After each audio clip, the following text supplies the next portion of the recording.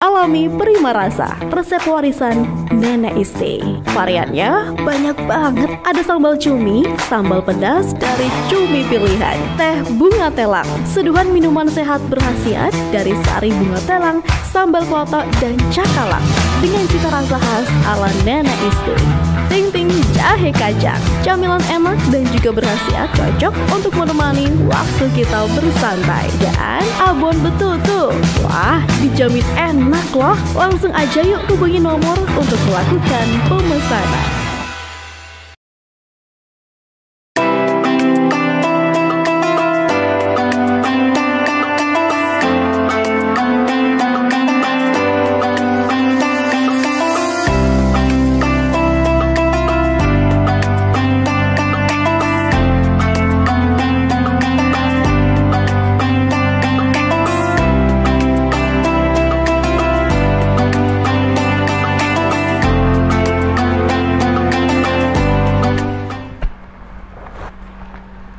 Bismillahirrahmanirrahim. Assalamualaikum warahmatullahi wabarakatuh. Waalaikumsalam warahmatullahi wabarakatuh. Baik pemirsa Jember 1 TV dan juga santri-santri muda yang ada di studio 2 Jember 1 TV, kali ini kita memasuki bulan Ramadan yang penuh dengan ampunan, penuh dengan keberkahan. Nah, di Tetes Embun Ramadan kali ini kita akan membahas seputar bagaimana Islam memperlakukan kehidupan di dalam bulan Ramadan. Satu tema yang menarik kali ini akan kita bawa, yaitu mengenal Al-Quran di momen nuzulul Quran. Nah, di sini telah hadir Dr. Kiai Abdul Wahab Ahmad MHI selaku Sekretaris Umum MUI. Assalamualaikum warahmatullahi wabarakatuh, Ustadz. Waalaikumsalam Sehat warahmatullahi ya wabarakatuh. Ustadz ya? Alhamdulillah Ini sehat fenomena semua. kita hari ini adalah fenomena Ramadan ini. Betul. Yang sebelumnya kita hadir juga di dalam Tetes Embun. Baik, kita sambut santri-santri muda kita juga. Beri tepuk tangan buat santri-santri muda kita yang bersama-sama di sini. Ini kita hadirkan mereka, Ustadz, untuk bisa memberikan satu hal masukan positif juga buat anak-anak generasi muda kita. Baik, Ustadz, ini di dalam tema kita yaitu mengenal Al-Quran di momen nuzulul Quran ini ada beberapa hal dalam Islam. Mungkin kita dari awal kecil diperkenalkan dengan bacaan-bacaan dalam Al-Quran begitu ya. Tetapi ada beberapa hal mungkin kita di momen ini bisa mengingatkan bagaimana sejarahnya Al-Quran itu sendiri. Kemudian hakikat Al-Quran itu seperti apa? Betul. Apakah kemungkinan di dalam Al-Quran ini yang membedakan dengan bacaan-bacaan lain itu apa itu, Ustaz ya?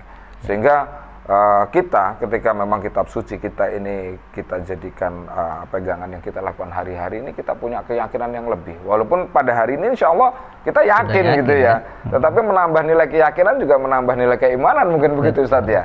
Monggo Ustaz, ada sedikit pencerahan mengenai hal ini, Ustaz. Baik. Assalamualaikum warahmatullahi wabarakatuh. Waalaikumsalam warahmatullahi wabarakatuh. Pemirsa Jember 1 TV yang ada di studio maupun yang ada di rumah, alhamdulillah pada kesempatan kali ini kita akan berbincang tentang Al-Quran ya, tentang suatu mukjizat yang terbesar yang dibawa oleh Nabi Muhammad SAW. Ya, ketika kita bicara tentang mukjizat para nabi itu macam-macam ya, macam-macam sekali. Ada Nabi Musa yang membelah lautan, gitu kan. Nah, betul. Ada macam-macam ya. Nabi Ibrahim dibakar tidak mempan dan sebagainya. Ada banyak sekali. Lalu kalau misalkan kita tanya, ya, saya tanya misalkan sekarang, kalau mukjizat Nabi Muhammad itu ada berapa? Ya ini Ustadz, ini harus dijelaskan ya Ustadz. Salah satunya yang saya tahu turunnya Al-Quran ada gitu di kan? zaman beliau. Ketika kita diminta atau ditanya ya tentang mukjizat Al-Quran, mukjizat Nabi Muhammad, orang taunya ya Al-Quran gitu aja, yang paling mudah Al-Quran. Padahal seperti diceritakan oleh Ibnu Katsir ya, seorang sejarawan, seorang ahli tafsir, seorang ulama terkemuka, disebutkan bahwa dalam peristiwa Nabi Muhammad sepanjang beliau menjadi nabi itu kira-kira kurang lebih ada 8.000 kali peristiwa mukjizat yang yang dialami, yang dilakukan oleh Nabi Muhammad SAW. Jadi beliau itu mukjizatnya sangat banyak sebetulnya. Jadi mulai ada membelah bulan, pernah bulan terlihat terbelah. Terus kemudian beliau menghidupkan barang mati, kerikil di tangan beliau jadi bertasbih. Kemudian beliau waktu makan makanan yang subhat, makanan itu bicara ternyata. Dan terus beliau pernah bicara dengan hewan juga pernah. Terus kemudian memanggil tumbuh-tumbuhan dipanggil itu jalan. Macam-macam, banyak sekali mukjizat beliau itu. Banyak sekali. Tetapi kebanyakan orang nggak tahu. Ya, kebanyakan kaum muslimin nggak tahu hal ini. Betul. Mereka tahunya ya cuma Al-Qur'an. Dan kenapa kok begini? Karena dengan turunnya Al-Qur'an, mukjizat yang lain itu seolah-olah redup semua. Jadi begitu hebatnya Al-Qur'an sehingga ulama-ulama itu nggak banyak cerita tentang mukjizat yang lain, sehingga orang-orang nggak banyak tahu. Yang mereka tahu ya cukup Al-Qur'an itu sudah cukup, melampaui semuanya, saking hebatnya, saking besarnya ya. Betul, saking hebatnya. Jadi seperti munculnya matahari, bintang-bintang nggak kelihatan gitu kan. Betul. Oke. Padahal mukjizat beliau melebihi yang lain semuanya, nabi-nabi sebelumnya. Nah, masalahnya seperti disinggung tadi itu, kita ini tahu Al-Qur'an ya sebatas apa ya? Ya mulai kecil lah. Itulah ya buku bacaan gitu. Yang banyak orang merasa ya biasalah suruh baca Al-Qur'an gitu. Bahkan karena nggak kenal ya mungkin. Karena nggak kenal. Nah, sekarang kita coba bahas bagaimana sebenarnya Al-Qur'an dan bagaimana sejarahnya. Ya. Jadi begini, Al-Qur'an itu adalah kalamullah atau firman Allah yang diturunkan kepada Nabi Muhammad SAW, kepada Nabi terakhir, ya, yang bernilai ibadah ketika kita membacanya. Jadi ia bukan petunjuk lain dari Allah yang kalau dibaca itu tidak punya nilai ibadah, tidak. Dia beda dengan hadis, dia beda dengan semua bacaan yang lain. Dia tiap kita membacanya itu ada nilai ibadah tersendiri, begitu. Terus menerus. Bahkan nilai ibadahnya itu sangat besar. Seperti dalam satu hadis dijelaskan, man qara'a harfan minal kitab, gitu kan, siapa yang membaca satu bagian kecil dari Al-Qur'an, dari Alkitab, ya, Quran juga disebut Alkitab, di bagian kecil, maka dia mendapat hasanah, falahu hasanah, kata falahu bi hasanah, dia mendapat satu kebaikan. Tetapi wal hasanatu bi asyri amsalihha, satu kebaikan itu dalam Islam dikalikan 10. Nah, pertanyaannya, satu bagian kecil itu apa yang dimaksud? Nah, Nabi Muhammad kemudian menjelaskan, wala aqulu alif lam mim harfun. Bukan alif lam mim gitu kan, satu kata itu berarti satu bagian kecil, bukan. Yang dimaksud satu bagian di sini adalah satu huruf. Jadi alif itu satu bagian dikalikan 10, lam kemudian satu bagian kalikan 10, mim satu bagian kali 10.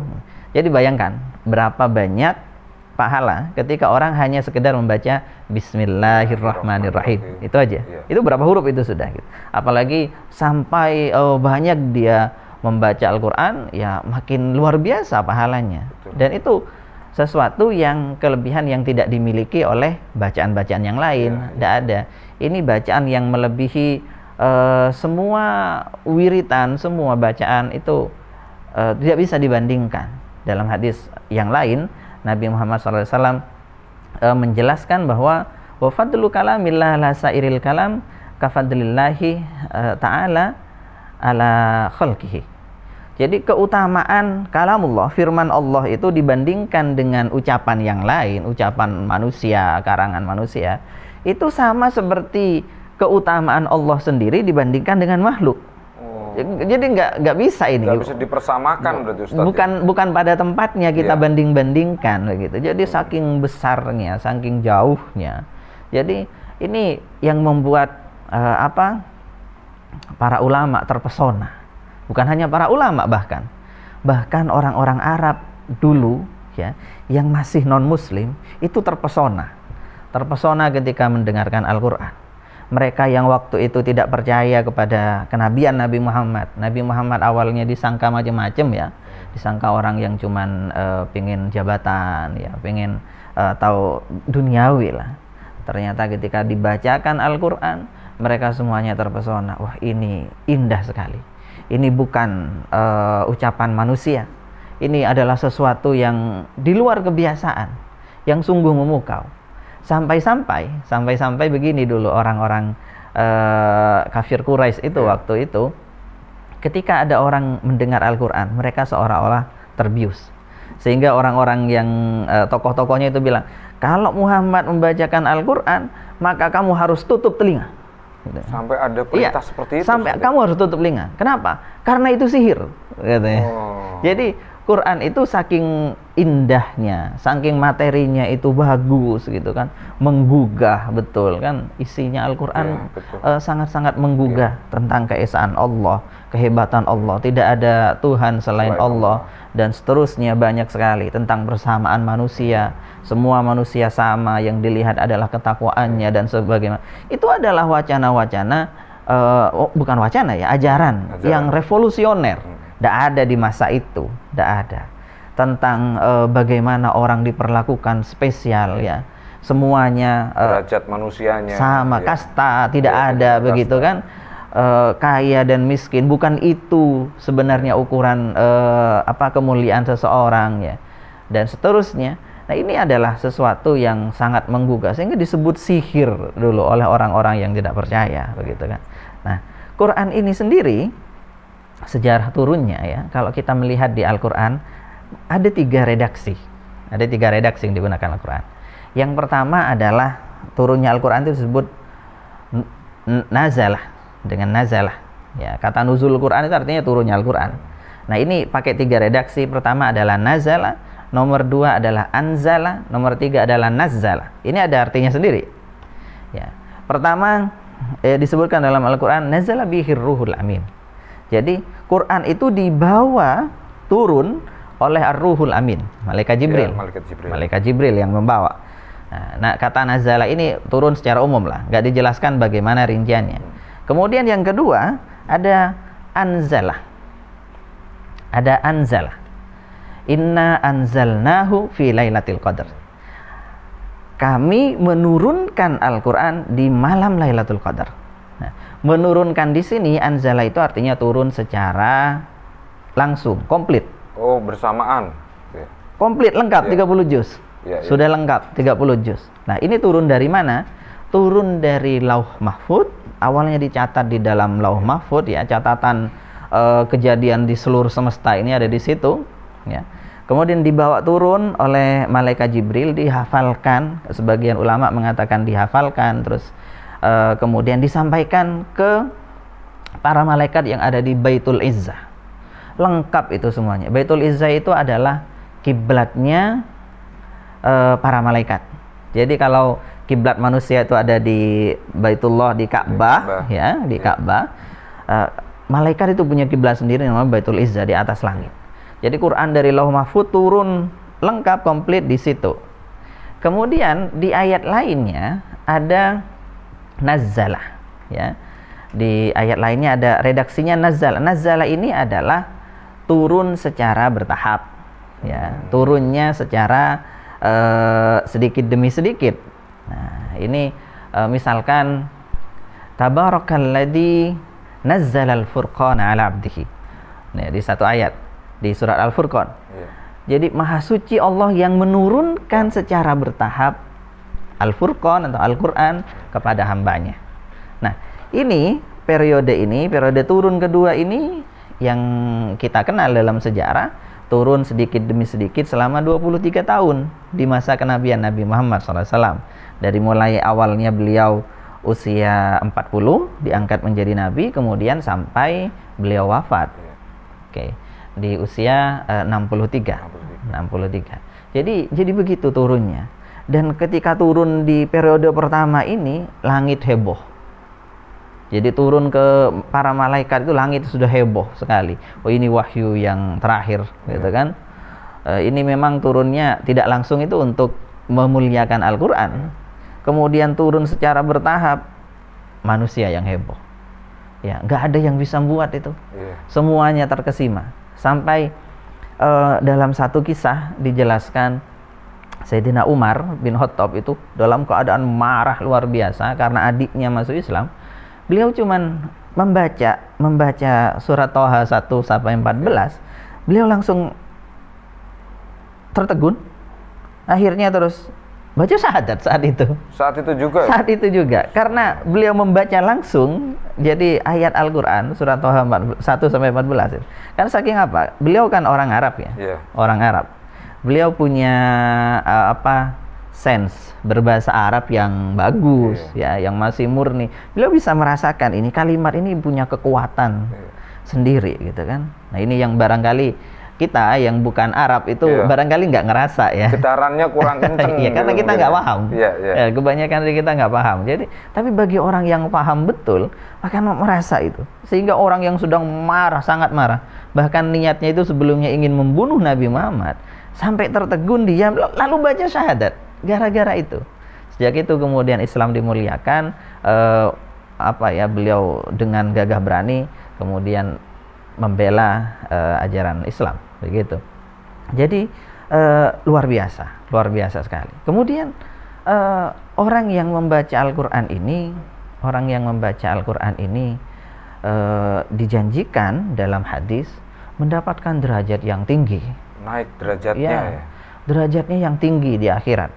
Jadi dalam satu hadis disebutkan kalau ada orang yang membaca Al-Quran terus kemudian mengamalkan isinya, bukan cuma baca ya, membaca kemudian mengamalkan isinya, maka orang tuanya kelak di akhirat, orang tuanya akan dipakaikan mahkota yang sangat indah bersinar, dia terang sekali, melebihi matahari bahkan gambarannya itu, tetapi tidak menyakitkan ya, keindahannya maksudnya, indah sekali, sampai membuat orang-orang itu terkagum nanti di akhirat.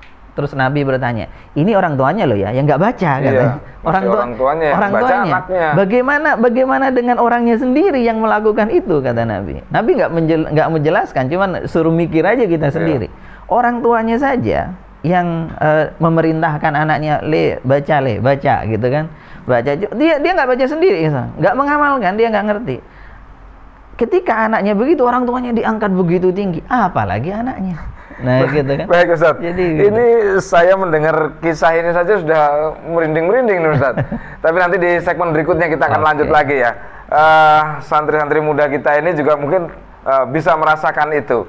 Baik, pemirsa Jember 1 TV dan adik-adik santri muda semuanya, di segmen pertama ini kita sudahi dulu, nanti habis itu kita lanjut lagi setelah iklan yang satu ini. Kita masih bersama Alami Prima Rasa di Status Embun Ramadan.